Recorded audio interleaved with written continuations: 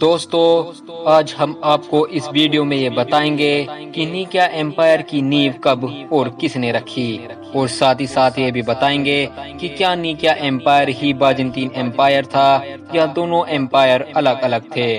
دوستو، ویڈیو شروع کرنے سے پہلے اگر آپ ہمارے چینل پر نئے ہیں تو آپ ہمارے چینل کو سبسکرائب کر لیں، ویڈیو کو لائک کریں، کمنٹ کریں اور اپنے دوستوں احباب کے ساتھ ضرور شیئر کریں۔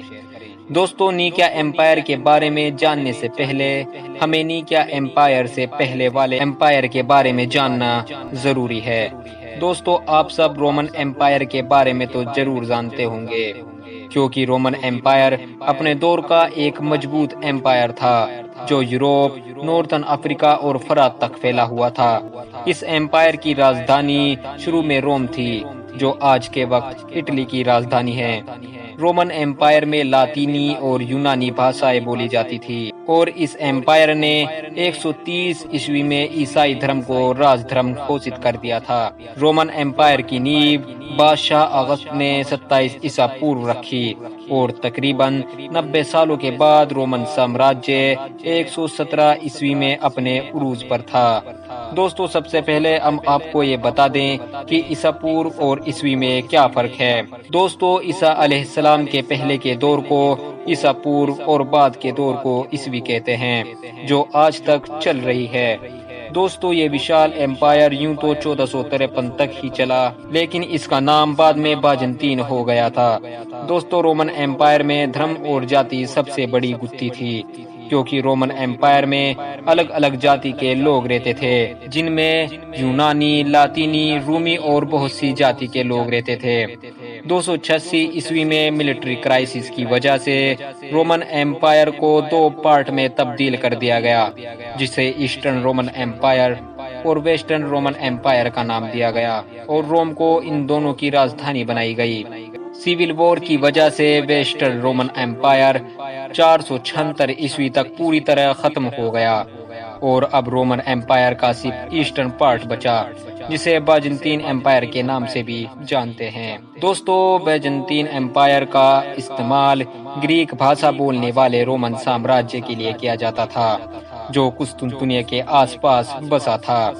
دوستو، یوں تو کچھ لوگ بازنطین ایمپائر کی شروعات تھیودوسس کے وقت مانتے ہیں، پر زیادہ تر لوگ قسطنطین پرتھم کو بازنطین ایمپائر کا پہلا بادشاہ مانتے ہیں، کیونکہ انہوں نے 330 عیسوی میں اپنی راجدھانی روم سے بدل کر ایک بیزنطیوم نام کے قصبے میں کر دی۔ راجا قسطنطین نے بیزنطیوم کا دوبارہ نرمان کرایا اور اسے قسطنطینوپول اور نیا روم نام دیا، جو آگے چل کر قسطنطنیہ کے نام سے بہت مشہور ہوا۔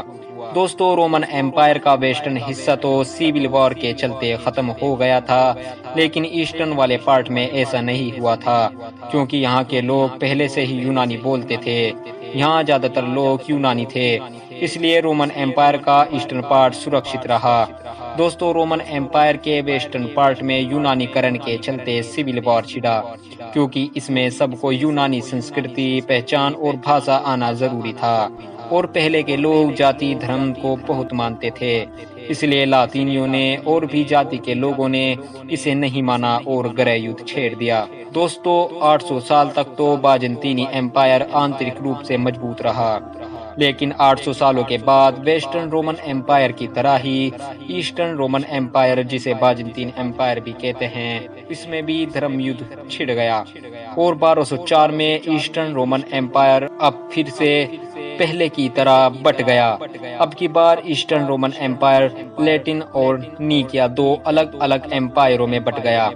دوستو، ارطغرل غازی ڈرامے میں ایسٹرن رومن ایمپائر یا بازنطینی ایمپائر کا یہ والا نیکیا ایمپائر ہی دکھایا گیا ہے۔ دوستو، نیکیا ایمپائر کی لاسکٹ ڈائنیسٹی بازنطین یا رومن ایمپائر کا ونش تھی، اسی وجہ سے نیکیا ایمپائر کو اصل کا بازنطین اور رومن ایمپائر مانا جاتا تھا، لیٹن سامراجیہ کو نہیں۔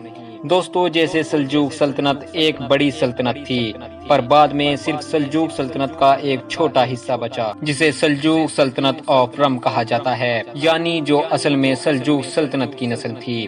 اسی طرح نیکیا ایمپائر کو نیکیا ایمپائر آف رم کہا جاتا ہے، یعنی جو بازنطینی ایمپائر یا رومن ایمپائر کی اصل نسل تھی۔ دوستو لاسکری ڈائنیسٹی نے نیکیا ایمپائر آف رم پر مضبوطی سے حکومتی نظام سنبھالے۔ اگر لاسکری ڈائنیسٹی ذرا سی بھی غلطی کرتی تو لیٹن ایمپائر ان سے نیکیا چھین لیتی اور باجنطین ایمپائر 1204 میں ہی ختم ہو جاتا، لیکن لاسکری ڈائنیسٹی کی وجہ سے ایسا نہیں ہو سکا۔ دوستو نیکیا کے پہلے بادشاہ تھیوڈور آئی لاسکریس تھے، جنہوں نے نیکیا ایمپائر کو شروعاتی دور میں سنبھالا اور اسے استھر کر دیا۔ بادشاہ دوکاس کو نیکیا کی لاسکری ڈائنیسٹی کا سب سے طاقتور اور سمجھدار بادشاہ مانا جاتا تھا، جسے ڈرلس ارطغرل ڈرامے میں بیوقوف اور بزدل دکھایا گیا ہے۔ دوستو اگر آپ کو ارطغرل غازی کے دکھائے گئے اس بادشاہ کے بارے میں تفصیل سے جاننا ہے تو اوپر آئی بٹن پر کلک کریں۔ ہم نے بادشاہ جون دوکاس کے اوپر پہلے ہی ویڈیو بنائی ہوئی ہے۔ دوستو بادشاہ دوکاس نے قسطنطنیہ کی گھیرا بندی کی اور اسے لاطینیوں سے آزاد کرایا، اور 1261 میں دوبارہ پلایولوگس ونش نے باجنطین سامراجیہ دوارا قسطنطنیہ کو دوبارہ جیتا، اور پھر سے باجنطین ایمپائر سامنے آئی، اور نیکیا ایمپائر جو باجنطین کے تابع تھا اب اس کے علاقے بھی باجنطین ایمپائر میں آ گئے، اور 1261 میں نیکیا ایمپائر باجنطین میں دوبارہ مل گیا۔ یہ باجنطین ایمپائر 1453 تک قائم رہا۔ اس کے بعد 1453 میں قسطنطنیہ کی جنگ میں ترکی سلطنت اوٹومن نے باجنطین سلطنت کو پوری طرح ختم کر دیا۔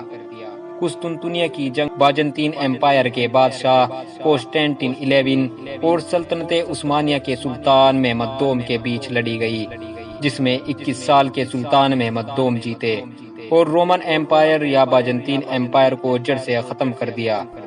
دوستو فی الحال آج کی ویڈیو میں صرف اتنا ہی۔ اگر آپ کو ہماری ویڈیو پسند آئی ہو تو ہماری ویڈیو کو لائک کریں، کمنٹ کریں اور اپنے دوستوں احباب کے ساتھ ضرور شیئر کریں۔